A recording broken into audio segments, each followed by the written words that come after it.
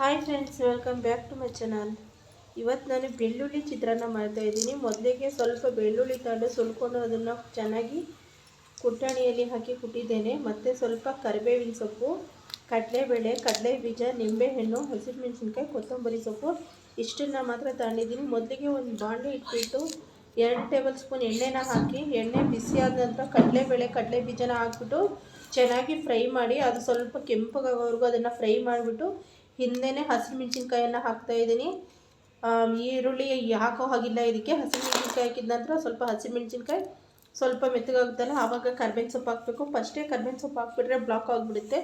ಅದಾದ ನಂತರ ಇದಕ್ಕೆ ಬೆಳ್ಳುಳ್ಳಿ ಏನು ನಾವು ಸುಲಿದು ಕುಟ್ಟಿದ್ದೀವಲ್ಲ ಬೆಳ್ಳುಳ್ಳಿ, ಆ ಬೆಳ್ಳುಳ್ಳಿನೂ ಸಹ ನಾನಿಲ್ಲಿ ಹಾಕ್ತಾಯಿದ್ದೀನಿ. ಹಾಕ್ಬಿಟ್ಟು ನೀಟಾಗಿ ಎಲ್ಲ ಫ್ರೈ ಮಾಡ್ಕೋಬೇಕು.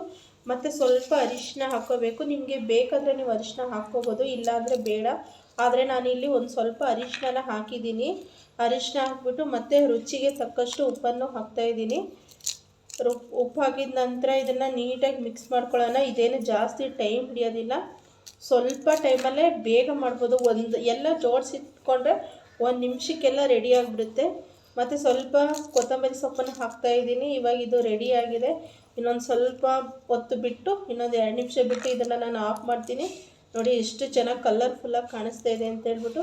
ತುಂಬ ಚೆನ್ನಾಗಿರುತ್ತೆ. ತುಂಬ ಕಡಿಮೆ ಸಮಯದಲ್ಲಿ ಅಯ್ಯೋ ಏನು ಮಾಡಬೇಕಪ್ಪ ತಿಂಡಿ ಅಂತ ಯೋಚನೆ ಮಾಡೋಂಥ ಟೈಮಲ್ಲಿ ಬೇಕಾದರೆ ಇದನ್ನು ಮಾಡ್ಕೋಬೋದು.